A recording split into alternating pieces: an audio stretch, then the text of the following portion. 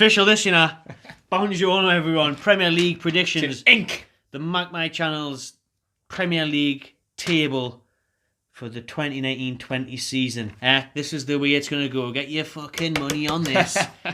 Pick your bookies, because we're not sponsored one at the minute, so just go whoever you want. Who's going to win the league? Man City next. Man City. Save time with that one. Got to be on it. It is for me. Honestly, I said it, remember? Last year I said Liverpool. You did. They fell short. Good running.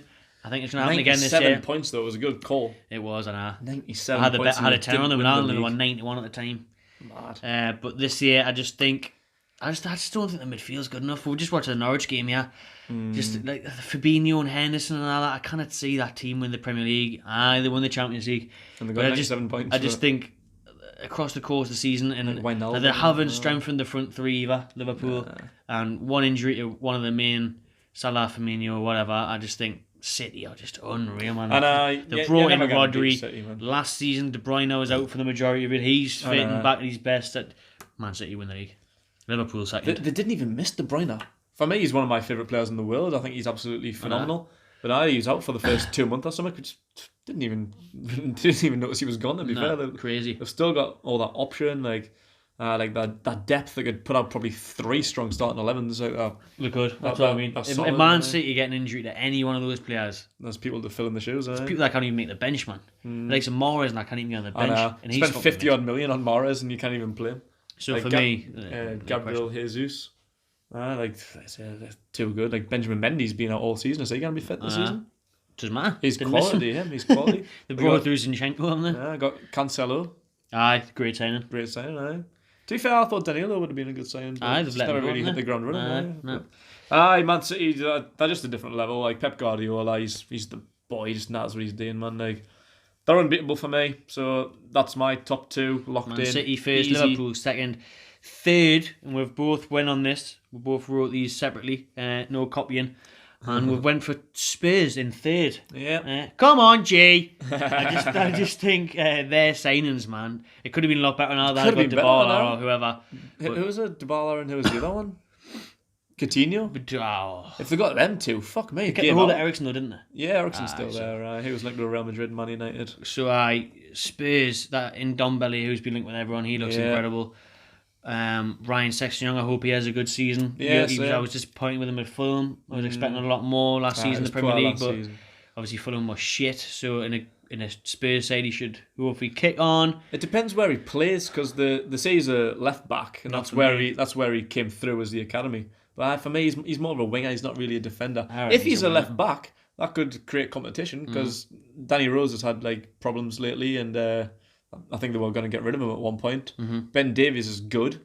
I like Ben Davies, but it's kind of like Newcastle's right back situation. And it's like they've got a bunch of good people in that position, but who's your main one? So there's competition there at full back, but I'd like to see him play more forward, like Gareth Bale.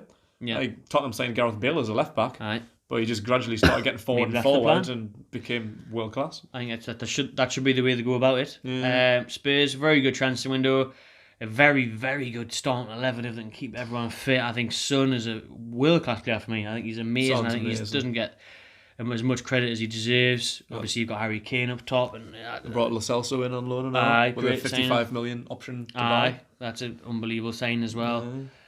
Very strong for me, Spurs, and then Spurs in 3, and then to finish up the top 4 of the Champions League places, we've both got Arsenal in there. Yeah, who again, North London team, just like the North London rivals, actually strengthened for a change in the transfer window. They have. Defensively, coming for a team that only had a £40 million budget, signed a winger for £72 million. How the fuck that one worked out in the age? I think the 8 million signing of David Luiz is quite good. It's cheap as fuck. I'm not a massive fan of David Luiz.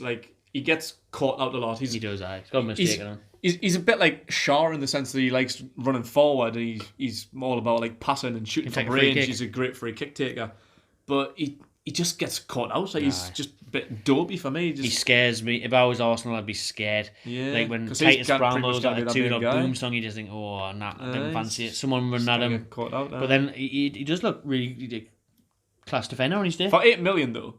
But his experience, he's been winning shit for ages for Chelsea and PSG, two of the top teams in Europe. I didn't even know how many Brazil caps, one of the best teams in the world. So I think they would do better, maybe as if they kept hold of the young lad that they signed from Saint Etienne. Is it Sabila or something? 30 million sent him straight back. I mean, for me. But I get where they were coming from because he's only 18. Like, he might need a bit more experience. They're still lacking in that area, they didn't know at that time that David Luiz was coming in. So if he could be like a mentor, like we spoke before about Andy Carroll being a mentor to Newcastle's young strikers, I think David Luiz's experience, if he could took like Sabila, I think he's called, whatever his name is, under his wing and like brought him up, he's another option as a centre back because that's where they're lacking. Their centre backs are poor. So if they had Sabila in, learning from the likes of Luiz, I think they could have done better, but they haven't. So Kieran Tierney, left back, very good signing. Very good signing. Pepe, amazing signing. Can't wait to see him play. Hopefully not against Newcastle. He's a great from Real Madrid. So they've strengthened. The attack's frightening. It'll just be the defence that's the problem, as it always is with Arsenal. But they'll score goals every week and they'll be entertaining to watch. And I think they'll nip the top 4 because, as we'll get on to the other teams, the normal big teams, if you like, Man U and Chelsea, just haven't strengthened. Obviously, Chelsea couldn't. But this is one. We've got a difference, yeah? And I think I agree with you. I would change mine round now, to be honest with you. Man United, I've gotten 5th, and then Everton 6th, but you've got Everton 5th and Man United in 6th, so I'll agree with you on that one because I think Everton have done some really shrewd business in the transfer window as well, and Man United haven't. Man United, for me, needed a centre midfielder. Thankfully, didn't sign Sean Longstaff. Didn't get in. Trying to get with every striker. Trying to get Eriksen, Bruno Fernandes. They were linked with Mandzukic, Dybala, a million strikers. I didn't get in. Didn't get none of them. Callum Sanchez finally find some form. Will Mason Greenwood come good, a good, exciting youngster. I think he might. Martial as a number 9. He's got the number 9 shirt back. He should. A couple of years ago, he was class. He was. He could easily turn that around, and 5th could be right if Martial and Rashford have played as strikers and are firing. And we discussed got some good youngins coming through. So. We discussed that before, I think, when we were talking about, was it Saint-Maximin or something? They've been pushed out wide for basically the whole Man United career. When, like Rashford and Martial, I mean, when they're actually strikers, they're better as number 9s than they are out wide. And they've been put out there, the whole time they've been wearing the red shirt of Man United. So if they can, like Lukaku's gone, so they need a central figure. So that's either going to be Rashford, Martial, or Mason Greenwood. Well, Solskjaer the other day said that Greenwood's going to play a lot of games, and that's why he didn't get a replacement in for Lukaku, because he fancies Greenwood to be ready to go to start and get goals. He's bringing the old kind of like Fergie philosophy, which I think is great for Man United fans. I don't know how they feel about this, but suits, doesn't it? Yeah, we'll see about that. Everton, they've made some amazing signings. I cannot believe no one else. No disrespect to Everton, obviously we get on well with them. Us and Sarah helping and everyone. Great club, great people. But for me, how isn't Man United or Spurs in for Keane? I know. I cannot believe it. I think it's at 27 million. He's still young and he's only 19, isn't he? Phenomenal signing that. What was it? 26 million? 27 million. Great signing. I'm a big fan of him. Who else? They strengthened all over the park. They really, really have. So that's why I've got them in 5th. But I'll talk about this more when we get down to Aston Villa. Too many people can create a bit of a problem. If you bring too many in, I don't think they've made too many, to be fair. It's only 5 or 6, similar was what we have. But too many people can be a bit of a problem. They might not gel as much, or you might have brought them in and thought they were going to do better than they will. Like, you might have had higher expectations than them, so they might end up being a shit signing. And really, that's just like 1 step forward, 2 steps back kind of thing. So I don't know how Everton will do, but for me, I think they've just got a bit more than Man United have. I'll give you that one. I will say Everton 5th, Man United 6th. Say to the top 6, we've both got Leicester in 7th. I think they've splashed some cash again. Obviously, they've got Jose Perez off us for 30 million. Very surprised they managed to get Yuri Tielemans. I thought he was going to go to something like a bigger club again. I think he was a bit like what we're talking about, like the players signing for Newcastle, like they get it, they like the club, like they get the feel. I think he was like that. I think he just loves Leicester. Like he was there like for like 6 months last season. I think he was firm fan favourite, as understandable because he's a top class player. But I think he just kind of fell in love with them. He must have, and he knows he's going to be starting every week. He's working on that Brendan Rodgers, who's a good, exciting manager. Dennis Pry as well from Sampdoria. I think that's a great signing. Like deadline day signing. Class. I signed him on FIFA the other day. Unreal. Who else did they bring in? They have lost Harry Maguire. They have. The most expensive British defender ever. So that's why I haven't got them higher. I did think they might do a little bit better, but nah. Didn't face me, did they? Nah. Haven't they brought in a striker? No, I think I might be thinking of Perez. Ooh, please. Oh. They have strengthened. Like they have lost Harry Maguire, but I think that the rest of the team, I think they'll do alright. They had a great team last year. They've still got a lot of the players that won the Premier League 3-4 years ago. 7th, Leicester 8th. Yeah. We've both got Chelsea. It's going to be a hard one for Chelsea, I think. Frank Lampard, inexperienced, transfer ban, so they couldn't have signed anyone. I mean, who did they get in Pulisic? Obviously, they signed the season before. Yeah, Pulisic and Kovacic. So all the itches are in there. Itchy town. But like you said, they're relying on Tammy Abraham's the number 9. He's in the Championship last year. I don't think they should have sold Morata. Nah. Or get a better deal for Higuain. I know neither one of... Higuain was alright. Morata wasn't great for Chelsea, but he's an option. He's an international striker who scored a shit ton of goals for Real Madrid and Juventus and won this, that and the other. He's got to come good at some point. Could have a dressing room now, surely. So I'd like Tammy Abrahams and Olivier Giroud are their only out-and-out strikers. I rate Giroud. I think he could have a good season. So do I, but I don't think he's that I'm looking forward to seeing how the youngsters do with Mason Mount and Loftus-Cheek. I'll give him more of a starting role. Things like that. Hudson-Odoi. I'm looking forward to seeing them because most of them are British and they're all young, and I like to say that. Like you say, like Mount, Hudson-Odoi, Loftus-Cheek, all young British kids. Tammy Abraham as well. Who's the right back? I think he's injured at the minute. I think he's got quite a long injury. Can't remember his name. They've got a good right back anyway who's coming through. So I'd like to see them all do well, but they say like you never win out with kids, which isn't always true. Like that was the quote used before Man United won the league when they brought through the class in '92. But it's funny because Lampard's a legend and he gets Chelsea probably more than anyone else, and I know the fans are buzzing about it, but he's only had 12 months managerial experience and he couldn't get Derby promoted from the Championship. I know, it's a very risky one. It's a love affair in it, and he'll do well. We talked about the transfer ban, they've got a bunch of kids, so that's why I've got them as low as 8th. A team like Chelsea should be top 4, but because of where they're currently at, I don't see them happening. I think Everton and Leicester have to ride the storm, and hopefully a couple of years' time for them. For the fans' sake, anyway, they come back stronger to where they belong, Champions League. I think they will be. I think like next summer. Oh yeah, they've got Rugby Bramwich still there, haven't they? They'll go and crackers. 9th, I've got Watford. You've got Wolves. And we've alternated them in 10th, haven't we? So 9th and 10th, Watford and Wolves, alternatively.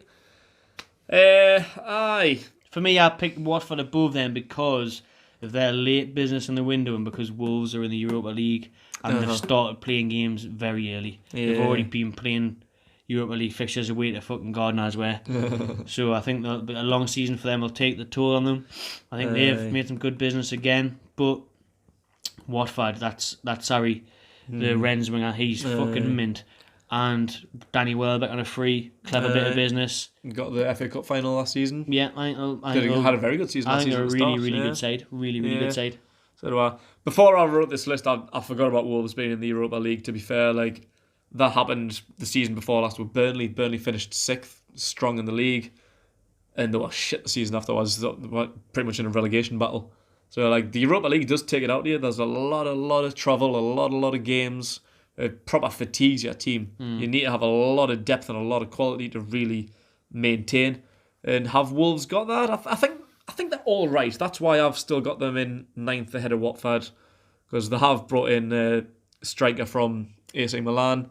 They've got a young kid on loan from Real Madrid. They've signed Raul Jimenez permanently, and they've still got the other guys that they had last season. And I don't know. I think they'll do all right, but like you say, that Europa League could do with them a little bit. Aye. 10th. So 9th and 10th, Wolves and Watford. Wolves and Watford, and for me, Watford, Wolves. I would say the top 10, 11th. This is where we start getting a bit all out of the shop, because all these, pretty much 11th or 17th could be fucking any one of these. 11th, I've got Bournemouth. You've got West Ham. West Ham, I think Haller could be a great signing. The striker from Germany. A couple of good signings. Big money move. Bournemouth, I just like watching them playing. I just think they've kept a hold of their lot of their good players. How they have managed to still keep a hold of Fraser and Brooks and no one else has came in for them. And they've brought in King and Wilson, England international now. They've kept a hold of a lot of good players going forward. Aki was obviously linked with a late move to Leicester, but obviously put off with a price tag. I think Bournemouth are a really I'm a fan of the manager now. Eddie Howe. Yeah. So I maybe didn't really put too much thought into that one, to be fair. I would definitely probably boost them up 1. Yeah. So thinking about that squad now, I didn't really think about it too much. So I would... Actually, I'd maybe agree with you on 11. West Ham have strengthened, but West Ham always sign strikers for me, and just like they always sign strikers that are good but not good enough. Like I seen like a list a while ago about the last 50 strikers or something they've made over the last 7 years with shocking goal records. So they've spent a lot of money to bring some of these guys in. Felipe Anderson's a great player. I haven't got Arnautovic anymore. So yeah, maybe they will struggle more than I first thought before I wrote my list. So I would agree with you there. I'd maybe agree with you with 11th with Bournemouth. And yeah, so what? Bournemouth in 11th, West Ham in 12th? Yeah, this is where I'm going to drop them down a little bit. This is where I would love to see them. I've got Newcastle. But when we talk about West Ham and Bournemouth, I would definitely boost Bournemouth up to 11th. Probably West Ham in 12th, which knocks Newcastle down to 13th. So I like... So the tune to finish 13th, is that Brucey, yeah? I just like what we've done over the last 3 weeks. Like we just spoke about the window. If you haven't seen that video yet, go and watch that. So we spoke about the transfer window. The last 3 weeks have been mint. Before that was shit. So the window in general, pretty shit up until like the latter parts. We've got some good deals over the line. Strengthened our attack, which needed done, because before the window it was gash. And we've brought in wing backs, which we desperately needed. So yeah, I think Newcastle have strengthened. I think before the previous 3 weeks, I probably would have had Newcastle at about 18th, to be honest, 17th, 18th. But I think with Sam Maxima, Joelinton, the wing backs, I think we've actually got a pretty good team now. So I'm a lot more confident than I was. And when I look around the league, the guys that we're going to talk about below, I don't think they've got as much as what we have. So yeah, 13th for me for Newcastle. And I think I honestly I don't know what's going on here, because I've got Palace in 13th, and I don't like what you were saying then. What I was saying about Zaha being in a huff, and I just think they're probably not going to be firing. I've seen some stats before, like all the reasons why Palace fans have got every reason not to be looking forward to this transfer window. Who they got up front now? Wait, they've got Joel Ward as the number 1 right back. Fucking hell. Because Wan-Bissaka's gone. Is Benteke is the number 1 striker? Oh. I think Connor Wickham left, didn't he? Nah. I don't know. Connor Wickham. See, this could be all over the shop. I just don't think. We're talking about Palace. I don't think Palace's squad. I think they could be in a relegation battle, to be honest with you. So 14th, I've got Villa, which is a bit dodgy. I'm kind of wanting to swap Southampton for them now, to be honest with you. Wait, that's who I've got. I've got Southampton in 14th. We're going with Southampton then, because I just think, I look at Villa, I just think they might be on a high off fruition. They've obviously spent big, 125 million plus, but who they spent it on, it reminds us a bit of Fulham actually, and a bit of too much quantity over quality. So we'll stick with Southampton in 14th, because I rate Hasenhüttl as a manager. I do. Yeah. And they've got some good youngsters breaking through. Last season I had Southampton, I think, at about 17th. I just really didn't rate them at all. I thought their squad was poor. They finished the season before dreadfully. Mark Hughes was their manager. I think they had a relegation just stamped all over them. I just thought they got away with it for a while, haven't they? They really did. They've been on the cusp the season before. Cuspy. And but last season I thought they came alright when Hasenhüttl came in. Hasenhüttl. I think they've strengthened a little bit. Like I don't know. I don't know if I would have them that far up. Where have you got them? 16th. I got them 16th. So we've swapped Villa and Southampton in 14th and 16th. I agree with that. I have Southampton 14th. And I've got Newcastle in 15th, whereas you've got Burnley.